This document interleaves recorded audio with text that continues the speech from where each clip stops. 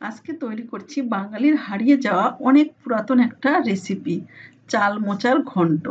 গরম ভাতের সাথে জমিয়ে খাওয়ার মতো একটা রেসিপি।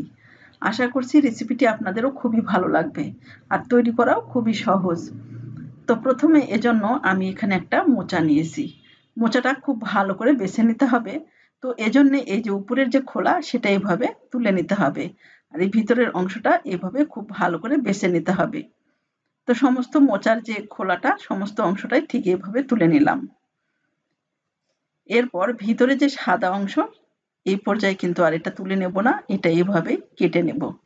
এরপর পিছনের যে অংশ সেটা এইভাবে কেটে নিতে হবে। কেটে এই অংশটা বাদ দিয়ে দিচ্ছি। এরপর মোচাটা আমি খুব ভালো করে বেছে নেব। তো এজন্য ভিতরে যে একটা কাঠির মতো একটা শক্ত অংশ সেটা কিন্তু এইভাবে তুলে ফেলে দিতে হবে। সমস্ত মোচাগুলো ঠিক একইভাবে এইভাবে বেছে নেব। আর কাঠিগুলো তুলে ফেলার পর সামনের যে একটা সাদা আবরণ আছে, এই যে সাদা অংশ, এটাও কিন্তু এইভাবে তুলে ফেলে দিতে হবে। তো সমস্ত মোচাগুলো ঠিক এইভাবে আমি বেছে নিলাম। এরপর মোচাগুলো কেটে নেব। তো মোচাগুলো খুব ভালো করে একটু কুচি করে কেটে নিতে হবে।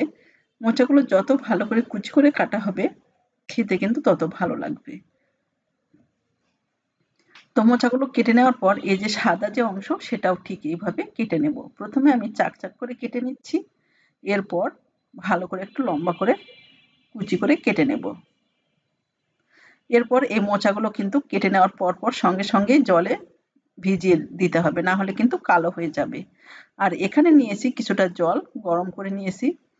তো এর মধ্যে দিয়ে দেব হাফ চা চামচের মতো লবণ আর দিয়ে দেব হাফ চা চামচের মতো হলুদের গুঁড়ো। মোচাগুলো খুব ভালো করে সেদ্ধ করে নেব।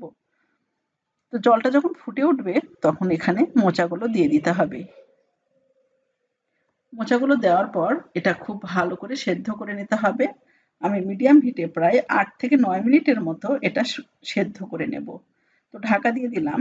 এতে করে মোচাগুলো প্রায় ভালো করে সেদ্ধ হবে। আমি মোচাগুলো প্রায় 90% মতো সেদ্ধ করে নেব। ৯ মিনিট পর ঢাকাটা উঠিয়ে নিলাম। এরপর মোচাগুলো আমি একটা স্ট্রেনারের মাধ্যমে ঠিক এইভাবে জলটা ছাড়িয়ে নিচ্ছি। তো মোচাগুলো এভাবে জলটা ছাড়িয়ে নেওয়ার পর আমি একটা প্লেটে উঠিয়ে নিচ্ছি। সমস্ত মোচাগুলো ঠিক এইভাবে আমি উঠিয়ে নিলাম। আর এখানে নিয়েছি আমি চিনি গুঁড়া চাউল। আমি এই চাউলটা দিয়েই মোচাটা রান্না করব। আপনারা চাইলে কিন্তু যে কোনো আতপ চাউল দিয়েই এই রেসিপিটি তৈরি করতে পারবেন। তো চালটা খুব ভালো করে ধুয়ে নিতে হবে। তো আমি খুব ভালো করে ২ থেকে ৩ বার এভাবে জলটা পাল্টে চালটা খুব ভালো করে ধুয়ে নেব। নেওয়ার পর জলটা ছাড়িয়ে নিতে হবে চাল থেকে। এরপর প্যানে আমি দিয়ে দিলাম কিছুটা তেল। গরম হয়ে গেলে দিতে হবে হাফ চা চামচের মতো একটুখানি জিরে। এরপর এখানে দিয়ে দিচ্ছি তেজপাতা, দারচিনি, সাদা এলাচ আর দিয়ে দিলাম কিছুটা কালো এলাচ। হালকা একটু নেড়ে নিতে হবে। সুন্দর একটা যখন স্মেল উঠে আসবে তখন এখানে চাউলগুলো দিয়ে দিতে হবে। আমি যে পোলাও চালটা রেখেছিলাম সেটা এখানে দিয়ে দিলাম। দিয়ে মিনিট ২ এর মতো ঠিক এইভাবে ভেজে নিতে হবে। আর এখানে দিয়ে দিতে হবে কয়েকটা কাঁচামরিচ। তো এই পর্যায়ে চালটাকে প্রায় ৩-৪ মিনিটের মতো এইভাবে ভেজে নেব চালটার কালারটা চেঞ্জ হয়ে আসা পর্যন্ত। হালকা যখন কালারটা চেঞ্জ হয়ে আসবে তখন কিন্তু এখানে মোচাগুলো দিয়ে দিতে হবে। মোচাগুলো দিয়ে দিলাম। দেওয়ার পর খুব ভালো করে চাউলের মধ্যে মিশিয়ে নিতে হবে। এরপর এখানে দিয়ে দিব আমি কিছুটা লবণ। দিয়ে দিলাম পরিমাণ মতো লবণ আর এখানে দিতে হবে হলুদের গুঁড়ো। হাফ চা চামচের মতো দিয়ে দিলাম হলুদ গুঁড়ো। দিয়ে খুব ভালো করে মিশিয়ে নিতে হবে। তো এই পর্যায়ে মোচাগুলো আমি ৩ থেকে ৪ মিনিটের মতো এইভাবে একটু রান্না করে নেব। ৩-৪ মিনিটের মতো মিডিয়াম হিটে। এতে করে মোচার যে একটা হালকা একটু গন্ধ থাকে সেটা কিন্তু আর থাকবে না। তো ৩-৪ মিনিটের মতো এইভাবে হালকা ভেজে নেওয়ার পর এখানে আমি কিছু মশলা অ্যাড করে দেব। প্রথমে এখানে দিয়ে দিব জিরে বাটা ১ চা চামচ আর এখানে দিয়ে দিচ্ছি আদা বাটা দিয়ে দিলাম ১ চা চামচ। আর এখানে দিয়ে দিচ্ছি ধনে গুঁড়ো হাফ চা চামচ। আর এখানে দেব লাল মরিচের গুঁড়ো সামান্য পরিমাণে। তবে ঝালটা আপনাদের টেস্ট মতো দিতে পারেন। সামান্য একটুখানি জল দিয়ে খুব ভালো করে মোচাটা এভাবে কষিয়ে নিতে হবে মশলার মধ্যে। মিডিয়াম হিটে ৩-৪ মিনিটের মতো ঠিক এইভাবে নেড়ে নেওয়ার পর এখানে দিয়ে দেব সামান্য একটুখানি জল। আমি এখানে প্রায় ১ কাপের মতো জল দেব। এতে করে আমি যে পোলাও চালটা দিয়েছিলাম সেটা খুব ভালো করে সেদ্ধ হয়ে যাবে মোচার মধ্যে। খুব ভালো করে মিশিয়ে নেওয়ার পর মিনিট ২ এর মতো ঠিক এইভাবে একটুখানি রান্না করে নিতে হবে।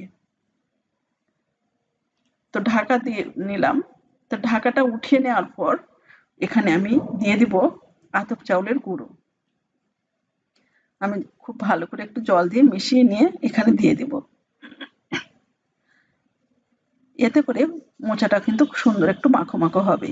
না হলে কিন্তু মোচা থেকে রান্নার পর একটু জল জল ভাব হয়ে থাকবে। তো এই চাউলের গুঁড়োটা দিলে কিন্তু খেতে খুব ভালো লাগবে।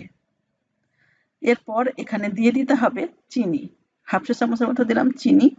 আর এখানে দিয়ে দিচ্ছি গরম মশলার গুঁড়ো 1/2 চা চামচ। আর এখানে দিয়ে দিব ঘি ২ টেবিল চামচের মতো। দিয়ে খুব ভালো করে সমস্ত কিছু দিয়ে প্রায় ৩-৪ মিনিটের মতো এইভাবে নেড়ে নিতে হবে। এই পর্যায়ে কিন্তু সুন্দর একটা ফ্লেভার উঠে এসছে ঘি আর গরম মশলার। তো ২-৩ মিনিটের মতো এইভাবে নেড়ে নেওয়ার পর গ্যাসটা বন্ধ করে দিতে হবে। দেখুন মোচাটা কিন্তু আমার হয়ে গেছে। এটা তৈরি করা খুবই সহজ, দেখে বুঝতেই পারলেন। আর এটা কিন্তু খেতে সবাই খুব পছন্দ করে। ছোট থেকে বড় সবাই খুব পছন্দ করবে। গরম গরম ভাতের সঙ্গে এরকম মোচার ঘন্ট হলে কিন্তু আর কিছুই লাগবে না। তো অবশ্যই এইভাবে ট্রাই করবেন। আর রেসিপিটি কেমন লাগলো তা অবশ্যই জানাবেন। ভালো লাগলে প্লিজ চ্যানেলটা সাবস্ক্রাইব করে অল অপশন সিলেক্ট করে পাশে থাকবেন। তো আজ এ পর্যন্তই।